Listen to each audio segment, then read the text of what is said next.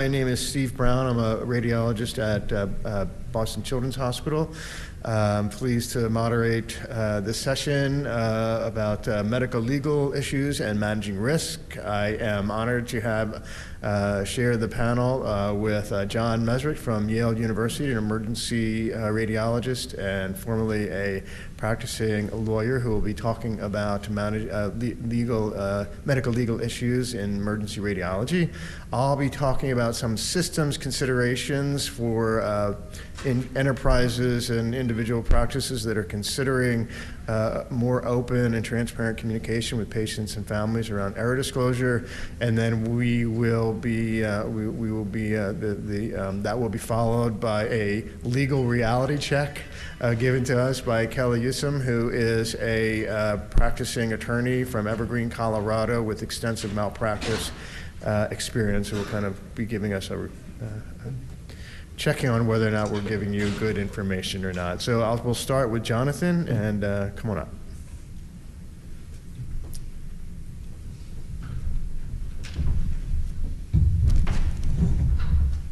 And we will save questions for the end.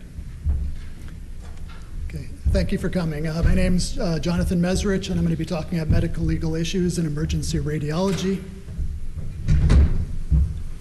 I have nothing to disclose. A brief overview. First, why should I be concerned in terms of malpractice and why emergency radiology is unique. We'll touch on a brief overview of malpractice law and the standard of care. We'll touch a little bit on communication. We'll talk about decreasing risk by using the 5 C's, and I'll describe what I mean by that. And then finally, we'll cover some common sense tips which may help avoid malpractice. First, malpractice, why should I be concerned? It should be obvious, but we're not perfect and mistakes are inevitable. The ABR noted that there was an estimated 30% of abnormal radiographic findings missed, and about 5% of radiologic interpretations rendered by radiologists in daily practice contain errors. In 2011, the New England Journal of Medicine noted that 90% of radiologists will have been sued at least once by the age of 65. A more recent Medscape survey noted that 71% of radiologists indicated they had been named in a malpractice suit, which was down from 76% in 2019. JACR in 2016 noted that radiology is the 8th most likely specialty to be implicated in a medical malpractice claim. And in 2018, authors in radiographics noted that at least 5% of adults seeking outpatient care experience diagnostic errors, which contribute to nearly 10% of deaths annually and up to 17% of adverse hospital events. So why is emergency radiology unique? We do a very large volume of business. There's a rapid pace and turnaround time, both because of the urgency as well as because institutions mandate it. There's issues of acuity. We see some of the most injured and sick patients in the hospital. We work after hours and some of the issues that are implicated in that. And we span multiple subspecialties. We're the true jack of all trades and master of none. And there is no generic emergency radiology practice. You're going to see variations in scope of service. Some places do MRI, others don't. Some do ultrasound, others don't. Differences in training, with some places hiring ED or trauma fellowship trained people and others using generalists. Differences in staffing. Most academic institutions have full-time ED. Other places cover the ED through some combination of call and outsourcing to teleradiology. There's variations in patient acuity with trauma centers versus places that see more generic bread and butter patients. And there'll be there are variations in follow-up and potential loss to follow-up. Some institutions, particularly in big cities, tend to lose follow-up to patients pretty rapidly. And so given all these differences, is the emergency radiologist at greater risk of being sued? Now the answer is probably. A recent JACR article found that the ED accounted for a disproportionate number of liability claims against radiologists, and the authors noted that the odds of a claim arising from an ED examination was nearly fourfold higher. And the authors hypothesized some of the same things that I mentioned on the previous slide, that call schedules whereby subspecialists were interpreting things outside their usual scope, a wider range of pathology, the pace and the coverage hours contributed to the issues. So now, in order to navigate the risks of malpractice, the basic awareness of medical malpractice law is important. And you need to practice cognizant of the risks, but not paralyzed by them. So here's a brief overview of medical malpractice. To successfully establish a medical malpractice claim, the plaintiff, the person suing the doctor, must prove 4 key elements: that there was a duty, that there was a breach of that duty, that there was causation, and that there was harm or damages. And I'll go through each of those. First, the duty. There has to be a doctor-patient relationship. When a physician-patient relationship is established, the physician owes a legal duty to practice within the accepted standard of care for the specialty. And you can owe a duty to the patient even if you never see them, if they're a patient of the emergency department where you work. Once they arrive for an imaging study, physician-patient relationship's been established. Next, there has to be a breach, and this is where the physician doesn't meet the accepted standard of care. And what do I mean by standard of care? That's the degree of care which a reasonably prudent radiologist would exercise under the same or similar circumstances. And not meeting this standard of care is strong indicia of malpractice. So you always have to be asking yourself, what would the reasonably prudent radiologist have done or not done in the situation? And to a large extent, the standard of care is determined in the courtroom setting based on expert testimony. They can also arise from clinical practice guidelines, regulations, or institutions' rules, which can be admitted in litigation to assist the court or jury, either as a learned treatise or other exception of the federal rules of evidence. Now, practice parameters issued by ACR are by their terms not the standard of care, but they can actually be used as evidence of the standard. Next, you have to have causation, where a plaintiff needs to prove that the radiologist's negligence was the actual cause of the damages. In other words, the harm would not have occurred if the standard of care was met. Then there has to be damages, and damages can be direct or indirect, things like pain and suffering, emotional distress, and loss of consortium. And then the plaintiff, the person suing, has the burden of proof and has to present enough evidence to support the claim by a preponderance of evidence.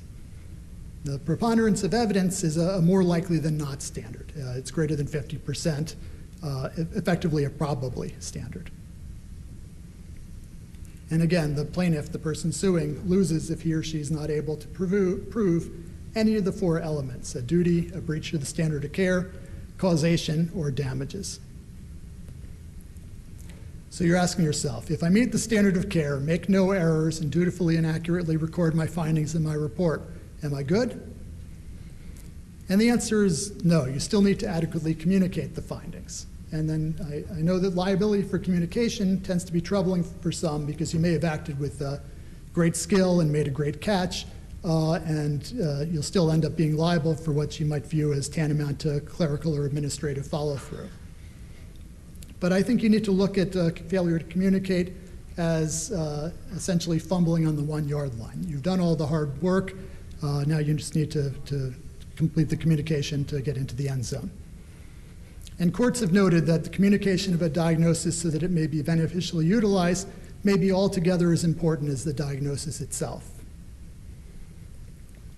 Now, the ACR practice parameter on communication, revised in 2020 and actually addended in 2021, distinguishes between 2 types of reporting. There's routine reporting, which are things that can be communicated through the usual channels established by the hospital, the things that you just sign your report and send out, and non-routine communications, whereby the radiologist has to expedite delivery of findings in a manner that reasonably ensures timely receipt. In terms of non-routine communications, there's 3 categories. There's findings that suggest a need for immediate or urgent intervention. These are the fractures and strokes and head bleeds. Findings discrepant with a proceeding or preliminary interpretation where the discrepancy is of healthcare significance. We see this a lot in secondary reviews of outside studies.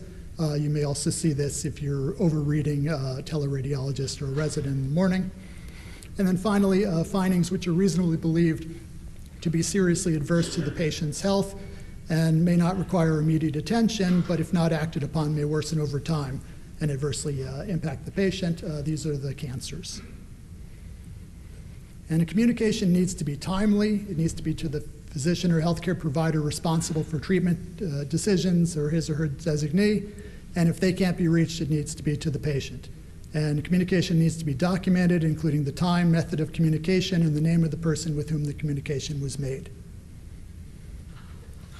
Now, the ACR has specifically referenced telephone and in-person communication as appropriate, but other forms of communication have to be in compliance with HIPAA and need to guarantee receipt of communication. And as such, texting, faxes, voicemail, and email may or may not be acceptable. They really have not been vetted by the courts. And communications need to be closed loop. So essentially, we have to practice under the assumption that the ordering clinician will never read our report, and studies have suggested that up to 15% will not.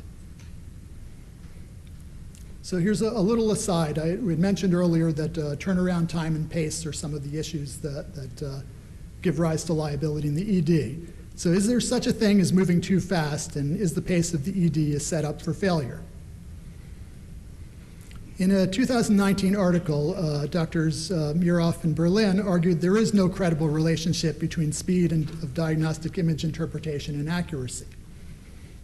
And their view was that there was no one speed fits all, and that experience, confidence, and expertise play big roles, and that someone with a lot of expertise reading in their wheelhouse should be able to go faster. And they concluded that a variety of factors influence diagnostic accuracy, and the speed of interpretation is not one of them. Now, there is some worrisome precedent. I bring to your attention a case, Burstein versus West Boca Medical Center. Here in 2015, a 64-year-old man on Coumadin fell and hit his head on a file cabinet. He was brought by paramedics to the local ED, where he received an unenhanced head CT. And the radiologist read the head CT as negative, and the patient was discharged 15 minutes later. Upon getting home, the patient's condition worsened. He was brought to a different hospital, and a subsequent CD was performed and found massive intracranial hemorrhage, and the patient died the next day. A wrongful deaths lawsuit was filed by the family. The plaintiff's attorney subpoenaed the time log and record of every keystroke the radiologist made during evaluation of the patient's case. And it revealed that the radiologist spent only 6 minutes and 26 seconds reviewing the 691 image study, which the lawyers emphasized was just a half a second per image. And the defendant settled for $2 million. So because it was settled, we never got to learn what weight a jury might place on a radiologist's speed. But I think it's good food for thought. All right, so given that mistakes are inevitable, is there anything I can do to limit liability for malpractice? Now, the risk of mistake will never be eliminated, but it can be minimized and managed. And in a prior article, I noted you can limit liability if you abide by the 5 C's. What I mean by that is, first C, compassion, show empathy and respect both to patients and in front of a jury. Competence, where you should stay within the limits of your own expertise and get help when you need it. Care, which largely comes up in terms of proofreading, as well as having systems to limit losses to follow-up. Communication needs to be timely, appropriate, documented, and closed loop, as we mentioned. And clarity, which you need to document your findings and use hedging sparingly. And in this article I mentioned in 2019, I covered a bunch of tips for avoiding malpractice. These are mostly common sense. I'll cover 10 of them here. First, stick to search patterns and know your blind spots. Watch out for findings at the edge of the image. The first and last slice of cross-sectional imaging tend to be areas that people overlook. You need to keep a running mental list of prior errors and recheck those areas you've missed before signing a report, because lightning can strike twice. Use differential diagnosis as a way to be certain without being overconfident. We often put disclaimers, things like artifact and limitations in our reports. These aren't per se legally protective, but they may be useful to explain an inability to answer a clinical query. Recommend appropriate follow-up studies, even non-radiology ones, things like endoscopy and cardiac echo. I would emphasize that follow-up studies are your friend. We don't want to drive up healthcare costs, but having a subsequent study does give the healthcare institution a second bite at the apple to try and catch an error before it goes through. Use simple, clear language and avoid jargon. Your report's going to be read by the patient, their lawyer, and even a jury. And this is especially true now that radiology reports are electronically being accessed under the 21st Century Cures Act final rules. Proofread your reports. This shows care, and a jury may consider, based on typos, that if you're careless in your reports, you're careless in other aspects of your review. Be especially careful when using templates. Review every image or sequence in the study, including the scout film. You're legally responsible for having looked at all of them. Be careful when reviewing cases outside your area of expertise, and obtain consults with colleagues liberally. If you're working at night and have the opportunity to run a difficult case by a subspecialist in the morning, it's always a good idea, and it will look diligent to a jury. There are legal consequences to guessing and winging it. Document all discussions with clinicians, including the time and date, because you're really building a record that you acted diligently and followed the standard of care. And your report will be Exhibit 1 in any subsequent lawsuit. A second set of eyes is often beneficial, and if that's not possible, consider taking a break and revisiting. This, I think, is an area where AI is helping us considerably and giving us basically a second view of imaging. Avoid things like satisfaction of search, biases, anchoring based on context or prevalence. Clinicians' indication for the study is sometimes wrong, or one selected out of convenience or laziness. Bear in mind that drop-down menus are being used, and a lot of times the indication is not the indication. And thank you for your attention, and we'll save questions for the end.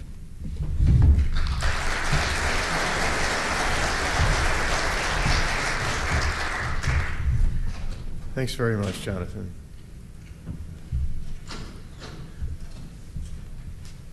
All right, so I am going to be talking about when there are misdiagnoses or delayed diagnoses that are a result of individual or systems flaws. What do we do about communicating with the patients and families about these, and what are some of the issues, specifically the systems considerations to be mindful of? So we'll review the rationale for the communication. We'll assess the current legal environment, and then discuss what are the optimal institutional or systems processes to facilitate the communication. So the basic goals of the conversation: why do we bring these conversations, or why ought we bring these conversations to patients and families? The basic answer is, from an ethical standpoint, it's been well established that it's the right thing to do. It upholds the best standards of informed consent, autonomy, patient-centered care. Patients have the right to make the best decisions they possibly can based on their values and preferences, and based on the fullest information available to them. We know that when there are adverse events, and preventable adverse events in particular, the trust that patients have in their personal providers and their healthcare institutions is eroded considerably. And one of the main goals of the communication about these events to patients' families is to reestablish that trust that is so important to the patient-provider relationship. We know also there's data that demonstrates that patients in the settings where there's been significant harmful preventable adverse events face significant long-term psychological distress, even depression, PTSD, and very importantly, significant avoidance of healthcare seeking behaviors. It alters their willingness to see their physicians, go to get their care, and that's a significant harm that it has been demonstrated that good communication about these events can reduce these harms for patients and families. It permits them to move forward with the care of their loved one or themselves without undue anger, without undue psychological distress when done well. And very importantly, it upholds within our institutions our cultures of accountability, quality, and safety that are so important to our ability to talk about these internally and to put together processes to mitigate the likelihood of these events occurring in the future. And then finally, we know that the events, when they occur to us as physicians or clinicians, take significant psychological tolls on us and erode our well-being substantially. And so the ability to have the face-to-face conversation, if possible, with patients and families, if it's done well, if we're supported in it, can bring to us some sense of closure and enhance our well-being potentially when these events occur. And then finally, we know that the current tort system in the United States has been historically very flawed. The deny and defend culture around these events leads to a significant erosion of our ability to talk with our colleagues about these events. It erodes our ability to talk to other patients and families about these events, keeps them from getting the information that they need when they need it, and at times keeps them from getting the compensation that they merit when it's legitimately merited. Can delay that for years and years and years. So on the basis of this rationale, many states around the country, in fact, the majority of states around the country, have established state apology laws that are designed to protect certain communications between the providers and the patients and families, to protect those communications from being admitted as evidence into courts. The problem with these state laws is that they're highly variable. The majority of state laws are partial apology laws. These are laws that protect statements of commiseration, regret, sympathy for what the patients have experienced, but they don't protect admissions of personal responsibility or institutional responsibility. They don't protect statements like, they protect statements like, I am so sorry that this has happened to you, but they will not protect statements such as, I am the physician who is involved and I want to tell you how sorry I am that I made this error or that I led to this delay in diagnosis. There are a handful of states that do have full apology laws that will protect from being admitted into courts statements of personal responsibility. I'm sorry, I am the physician who was responsible for this. So one of the problems with these state laws, the high degree of variability, the fact that most of them are partial apology laws, is in fact the data,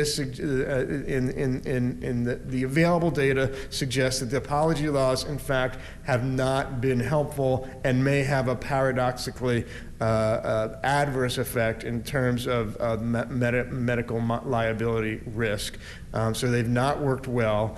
And they may, in fact, have a potentially chilling effect on physicians apologizing to patients despite the state's intentions. So the data on this is not complete. There's a lot of data that's missing. We don't know the effect of the full apology laws versus the partial apology laws. We don't know whether the apology laws are actually, in fact, leading to more apologies, leading to more suits, or preventing suits that might otherwise have been put forward, and we don't know the effect of poorly executed apologies. Nonetheless, it is a basic truism that in many of these cases where there is significant harmful, preventable adverse events arising either from individual and or, as is most common, a combination of individual and systems flaws, that sorry may not be enough to prevent malpractice for suits, particularly when the patients and families experience significant financial setbacks. And we know that in many of these major events, the financial setbacks may be considerable. So the sorry may be very well taken, but it's not going to prevent the lawsuit if some sort of compensation is not paired with that apology. And so there are now, the rationale is therefore, is the rationale then becomes not, or the way forward, the best way forward then is not necessarily to no longer or withhold apologies and communications about it, but rather, when possible, pair those with offers of compensation in the setting of enterprise-wide, well-defined mechanisms that support the communication. And these are called the apology and disclosure programs, or more formally, communication and resolution programs. And it's felt, even by those who are putting forward the data, that the apology laws may not be helpful, that the focus should be on promoting the apologies through these specific programs. So what are communication and resolution programs? These are programs that support and promote the prompt identification of medical injuries and early event reporting, timely, compassionate disclosure of the events with patients and families, explanations of what happened, apologies when appropriate. So what does that mean? Apologies, personal apologies, when there have been individual and or systems flaws, and usually it's a combination of the two, that have contributed in a substantial way to the harmful, preventable adverse event, the error. Offers of compensation when appropriate, and Kelly would be far more expertise than I am, but generally it's, it's when there has been a preventable harmful adverse event, when there has been significant financial setbacks, when there have been personal and or systems flaws, and the injuries result from actions that have been outside the reasonable standard of care.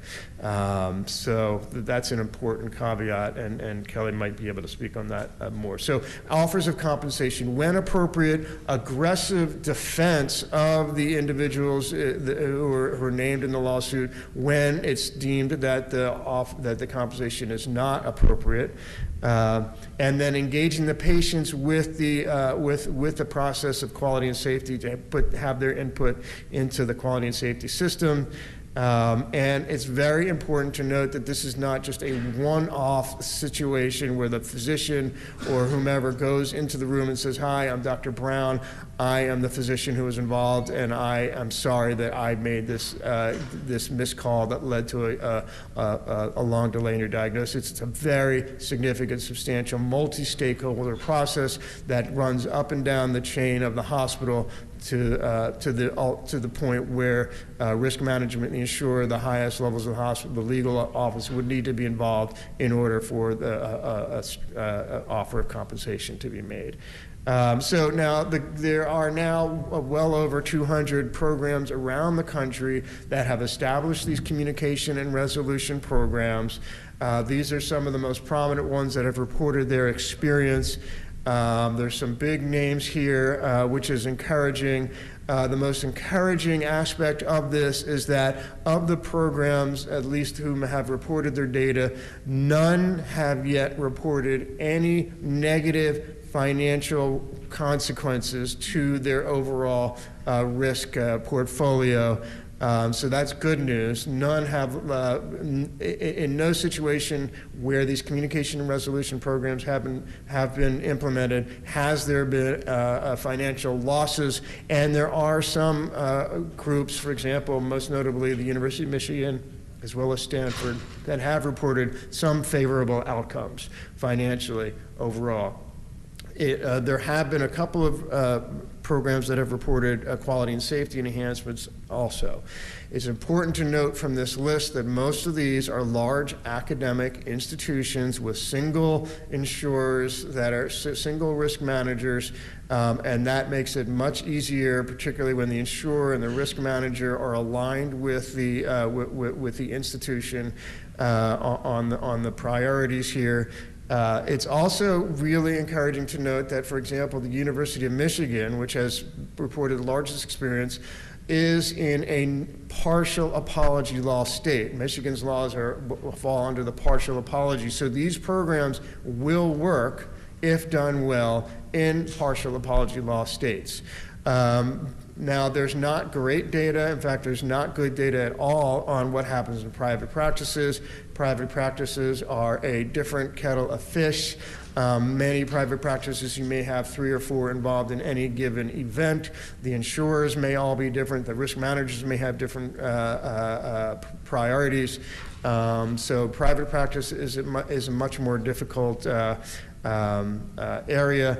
But it is encouraging that Beta Healthcare, which is the largest liability insurer on the West Coast, will provide premium discounts to its privately insured member systems that successfully implement CRP interventions and programs. So there's at least some good news out there on that front. So what does it take to implement one of these systems successfully? It takes a top-down articulation of the priorities, that honesty and transparency after harm is integral to clinical missions. It's not merely or at all a claims management mechanism. It's designed to enhance patient and provider experiences, enhance patient safety, improve peer learning systems, and sometimes it might be able to lower liability and defense costs, but it's not primarily a risk reduction mechanism with regard to that. So, what do institutions, enterprises need to put into place? It needs to be pretty comprehensive. Gap and readiness analyses, event reporting systems, human factor engineering analyses, which means how does individual behavior interact with technology and with systems to create to interact together to create the errors. Just culture, where the adjudication around these internally is not one marked by shame and blame, but where people can talk about these in a healthy way.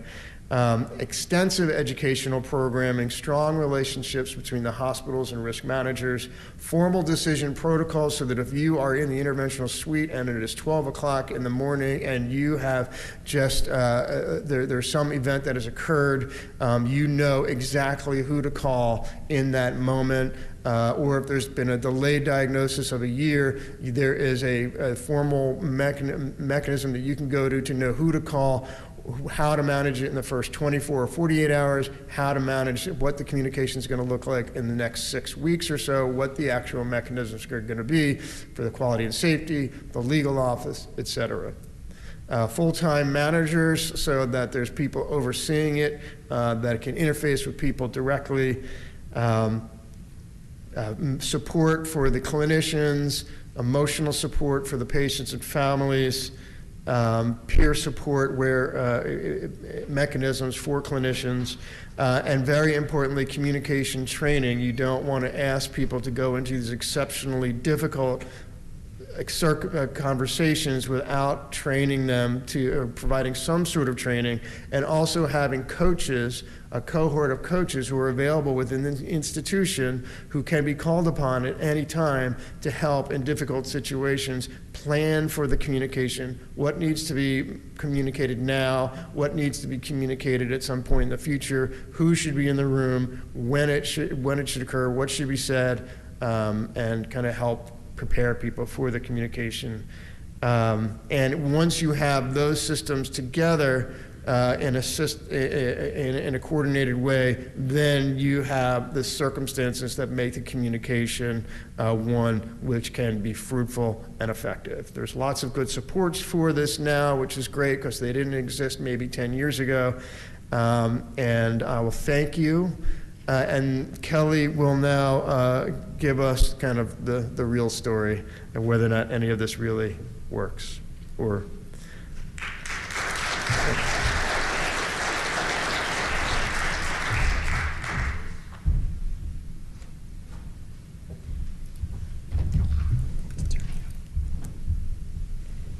Good morning. Just once when I come up to do one of these, I would love someone to cue the Darth Vader music. It's really not that bad. Both of those presentations were excellent, and I'm going to go through some of mine pretty quickly because they were handled so well.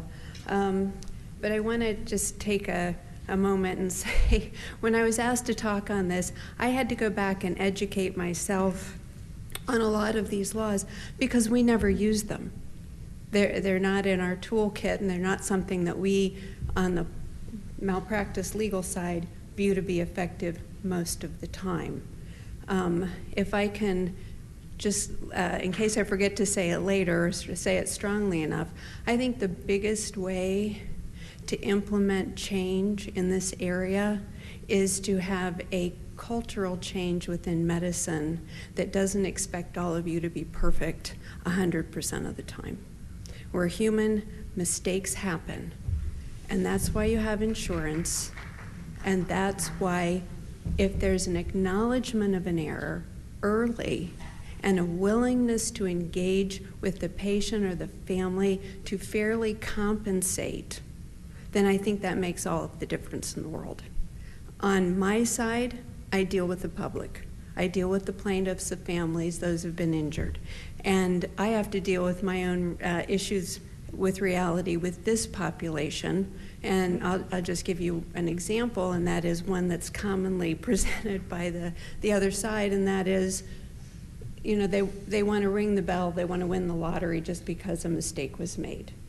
And they come in with that perception, but what you should know is that laws across the country are in place to prevent that from happening. Most states have caps on damages and very defined categories of what can be recovered, and it's part of the our burden of proof is proving what the actual damages are. So I have patients that come in and say, well, this and that happened, I want $10 million. And I'll say, well, that's not happening. Let's take a look at, what's a realistic range. And oftentimes the realistic range will be between, say, $400,000 and $750,000, and they get angry or whatever, and I'll say, this is the law. But it's very common on the other side. I had some people recently came to see me. They had a 96-year-old demented mother in a nursing home. She fell, shouldn't have fallen, but she fell. And ended up dying from that. And I sat down with them to have the initial sort of reality check, let's look at the universe of this situation, and said to them, what do you want out of this? And they said, well, this was our mother. We want what George Floyd's family got. And I had to sit down and say to them, well, that's not realistic. Let's look back at this situation and explain to them that this case in all likelihood had a settlement range in the neighborhood of $50,000 to $75,000, and that's in fact where it settled for. But let me jump into some of this, and I guess what I would say is work to foster institutional and system-wide change to make it acceptable that people make mistakes, take remedial action where necessary, acknowledge the error early, and work in a system that fosters mutual respect and understanding and compensation where a mistake has been made. So let me go through some of these real fast, and I'll try to give you a few examples. I don't have anything to disclose. John handled the legal basics pretty well, so I'll go over that pretty quickly. I do want to dive in from our perspective why ADR isn't used more and give you a more expanded view of where I think it does work and how we can change the system. And I'm all about changing the system. I think it works better for everyone when that happens. So when asked to do this, like I said, I had to go back and kind of reread what was out there, and I found articles and attempts to legislate and implement ADR, alternative dispute resolution mechanisms, going back to 1970. I don't believe, were any more effective then than they are today. I'm well aware of the I am sorry laws. I practice in Colorado, which is a full apology state. People will call me all the time and they'll say, well, this happened and the doctor came in and he or she said that they were sorry. And I'll say, that's great, but that and $5 will get you a cup of coffee at Starbucks. It means nothing to me other than perhaps my antenna is a little higher. And in my experience, what I will say is I think I am sorry laws that are done in this vein promote a higher rate of filing lawsuits. That's just my perspective. Candor law is the same. The problem that I see with the candor laws, which are out there designed to implement an ADR system prior to filing a lawsuit, are great, but the patients don't know about them, the public doesn't know anything about them, and they must be initiated by the physician or perhaps the institution. And that sets up a lopsided dynamic, and patients then are distrustful of what's going on. Wait a minute, I want somebody looking out for me. So I had to go back and reread our candor laws in the state of Colorado, and we have them. Never used them. I use mandatory and elective alternative dispute resolution all the time, well after lawsuits filed, typically on the eve of trial, and that's where we use them. So let's just take a quick look at the med-mal big picture. There are, depending on the study you look at, 200 to 400,000 or so preventable deaths per year because of malpractice in this country. That doesn't include the morbidity in cases where somebody is harmed but doesn't die as a result, which obviously that number is much higher. According in alignment with what I think John said, this is the third to eighth leading cause of death in this country, depending on the article. And in my experience, only about, even in cases of clear negligence, only about 2 to 3% of those cases ever get filed as lawsuits. So a big part of it never goes anywhere. Annually in this country, about 20,000 medical malpractice suits are filed across the country. And again, in alignment with the numbers already presented to you today, less than 2% of physicians account for more than 50% of all the lawsuits filed in this country. Just taking a quick look at radiology, I was on a paper with my husband, David Yousem. We looked at this, sent out a big survey, and what we found is about half of all neuroradiologists reported being sued. About half of those reported being sued more than once. Again, the numbers are you guys are in the top 10 for specialties sued, but you tend to fall to the lower half of that category. According to JAMA, the average med-mal payoff across the country is about $330,000. And the important thing to understand here, and why we'll get into this issue, it makes it more interesting and relevant, is of all the lawsuits filed, only about 7% of that number actually reaches a verdict. Most of them are dismissed or largely resolved in some manner with a settlement well prior to reaching a jury. And what I am ever cognizant of is the fact that across the country, nationwide, average, Colorado, it's actually much higher. About 80% of all medical malpractice cases that see the inside of a courtroom result in a defense verdict. And that drives the opposition, in my opinion, to trying to resolve these cases prior to suit. My personal statistics, I never kept precise numbers, but I can tell you I decline about 98% of the cases that I review. And of the cases that I do take, I settle about 98% of them. To put it in perspective, I've come close 3 times this year to going to trial. They all settled on the eve of trial. The last time I did a full to jury trial was about 8-9 years ago. So my work is extensive in litigation, but almost always reaches resolution, in my opinion, way too late.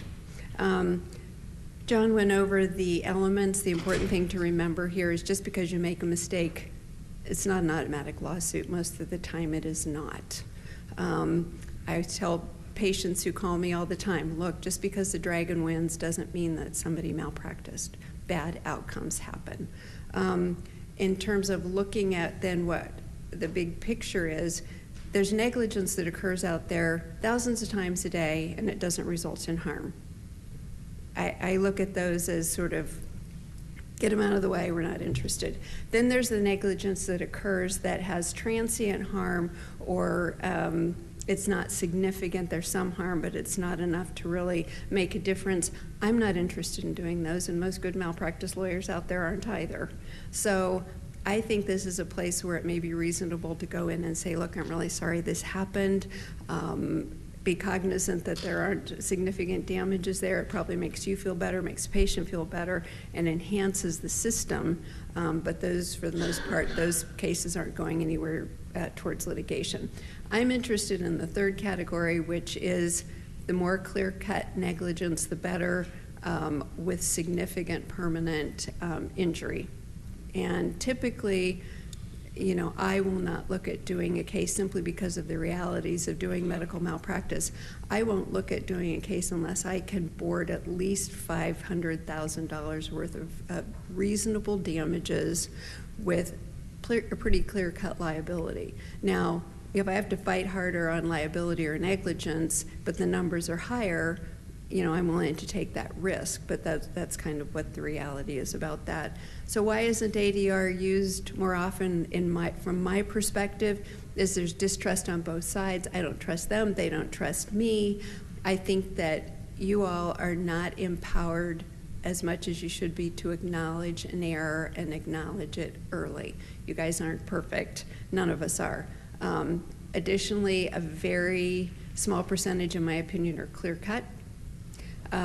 Somebody can always defend it, right? There's always that's out there. And so in looking at this system, once you get the lawyers involved, it's adversarial by nature, right? That's what we do. My prime directive is go get money. The defense's prime objective is defend at all cost. So right now you're in an adversary. Once that happens, you're in the ring fighting, right? Under these laws, you guys are the ones that, or the institution has the obligation to initiate. If somebody doesn't know about it, you can't initiate it until it's too late, right? Plaintiffs aren't aware of these, don't feel like they can bring this up. So, and then the third thing that I see all the time is that the insurance companies, you know, they won't work with me directly. There has to be a lawyer on the other side. So when patients call me and they say this or that or the other happened, and I assess their case or I talk to them, I say, look, I don't believe that this is a case, you know, that should go through the court system, and I'm not willing to do it. But what I suggest you do is call the insurance company. Whatever you do when you talk to them, because some of them, like in Colorado, we work with a company, Copec has, I think, a 5 Rs program. I don't get involved in it. They won't talk to me. But I have to tell them, the plaintiff, I say, call them and see if you can initiate something like this with them. Maybe you can come up with a resolution. Under no circumstances tell them you've talked with me. Because if they know that they've talked with a lawyer, in my experience, they won't work with them. And I think that's really too bad. So the defense lawyer gets involved. Their attitude is, you know, I can kick that plaintiff lawyer's ass. I mean, that's kind of where it is. The plaintiff only wants money. There's no real damages here. And, you know, I got to build this case to make my living, right? From my perspective, well, I can kick that lawyer's ass. The system is, and the laws are stacked against my client. They protect the medical system. And I darn Skippy feel like I can't trust the insurance company, and I've got to maximize damages for their benefit and quite frankly for what I do, correct? So in looking at this from my experience, these laws are universally disliked on both sides of the aisle, the lawyers, defense lawyers, and plaintiff side. We just don't use them. Once the lawyers get involved, it's adversarial by nature, and we're heading down this litigation route, which is terribly traumatic, expensive, and time-consuming. I think the system places, like I've said, unreasonable burdens on you. And from the standpoint of plaintiffs, you know, I think sadly they've largely abdicated their role in their own health care unreasonably, and that increases issues. So I just want to, I know I'm running out of time here, but let me give you a wrap up here of a couple things. In my 30 plus years of doing this, I've had one case that settled prior to filing suit.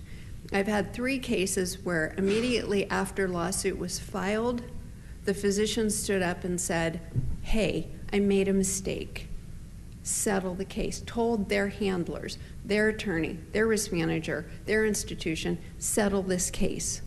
And in all three of those cases, I think that physician was so much better off emotionally, physically, and every other way. This as Steve talked about, this takes a tremendous toll on everybody. If you can get out of it early with a resolution and say, this is why I have insurance, deal with it, those physicians, they weren't deposed, they weren't harassed, it was taken care of, and they were much happier.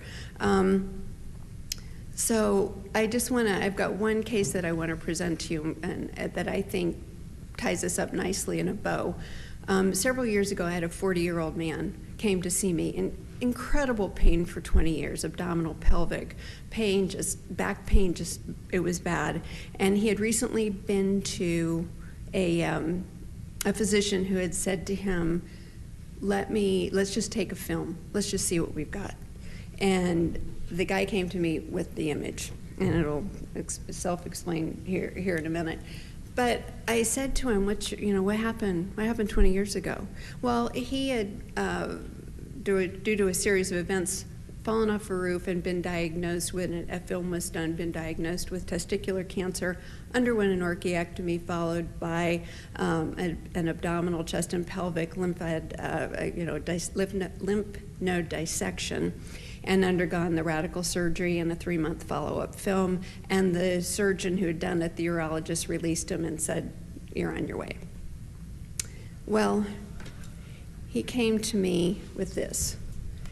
The surgeon had left in him a 2-inch wide by 14-inch long ribbon retractor for 20 years. Now, the first thing I did was said, well, this is pretty clear cut, right? So I called the guy, and understand, I'm not allowed to talk directly to somebody who's a potential defendant. That's another impediment to the system working. But I called and said, please have your lawyer call me. The lawyer called me. The guy denied doing the surgery. Through a series of events, I was able to find the op report, went back and said, yeah, he did. And I said, well, okay, I guess I did the surgery, but it's the nurse's fault because they didn't tell me there was a discrepancy in the instrument count. Well, got rid of that one. The next one was, it was the radiologist's fault because he never called me to tell me that this was left in.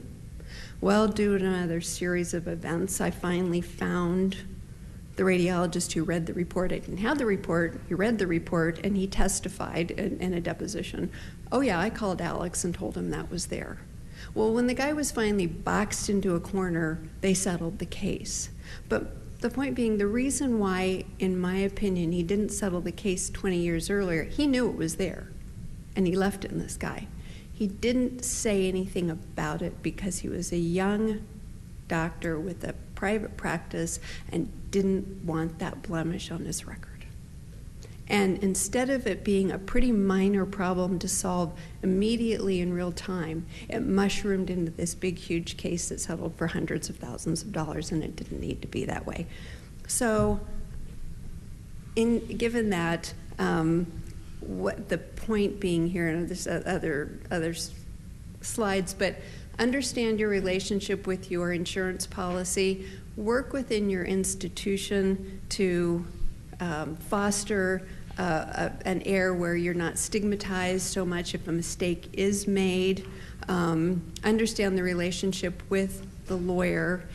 If you're going to acknowledge an error, do it sooner rather than later. You'll save yourself a whole lot of grief, and work with an honest and fair effort to resolve things with the party who's been injured. So I think that the bottom line is this system works better and starts with you, because if you are willing to acknowledge an error and tell your handlers, whether the risk manager, the defense lawyer, whoever you're working with, you know what, I made a mistake and I'm going to stick with that position, you're out of the whole system will work better, and I think you'll be better off with that. So thank you very much.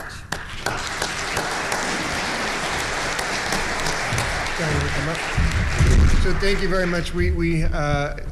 we will entertain any questions, please. And then we have some that were put online also. So, yes, please.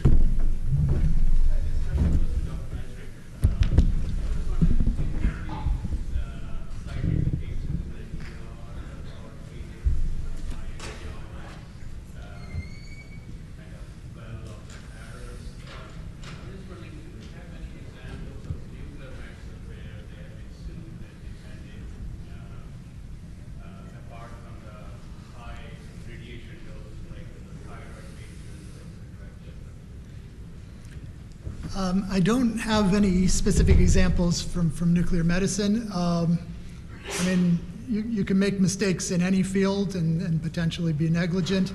I think nuclear medicine,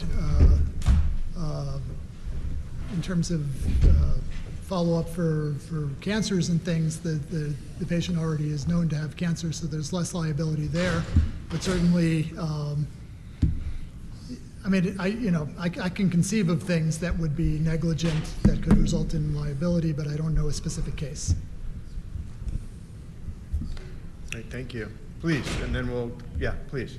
Yeah, so the only drawback I've experienced with admitting your guilt is that our credentialing committee at our hospital essentially gives you 3 strikes and you're out. So if you settle 3 cases, you can't get credentialed.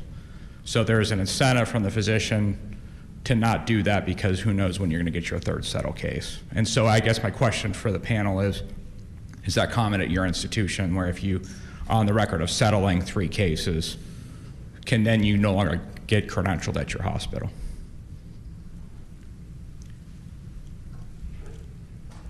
I mean, I'm not aware of that at my institution, but I don't know the answer.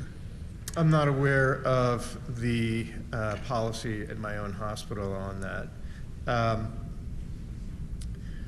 I would only suggest that it's slightly tangential answers that in the systems that are proactively bringing early offers of compensation to patients' families when the compensation is merited, they will, if it's done early enough before it enters into the litigation, they will avoid entry into the national database. But I don't know I don't know what the specific rule is about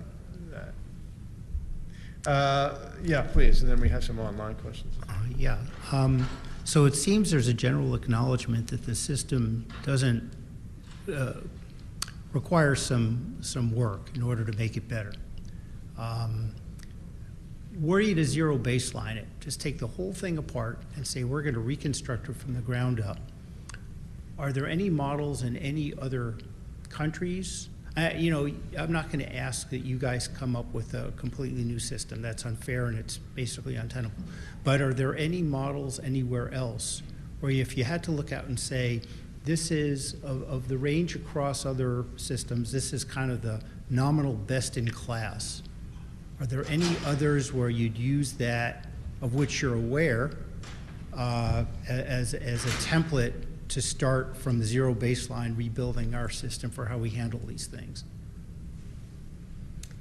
Well, Mike, my response to that is, yeah, I think that there is a way to do this, and that is, I'm long been a big advocate for educated juries, and there's a lot of talk about it, but nothing ever gets done. But I think that would be an area, there's such a discrepancy between typically physician-patient in terms of a knowledge base and what should have happened and that kind of thing. But if you can get a panel together that's considered to be fair and knowledgeable, I think that would go a long way in this regard.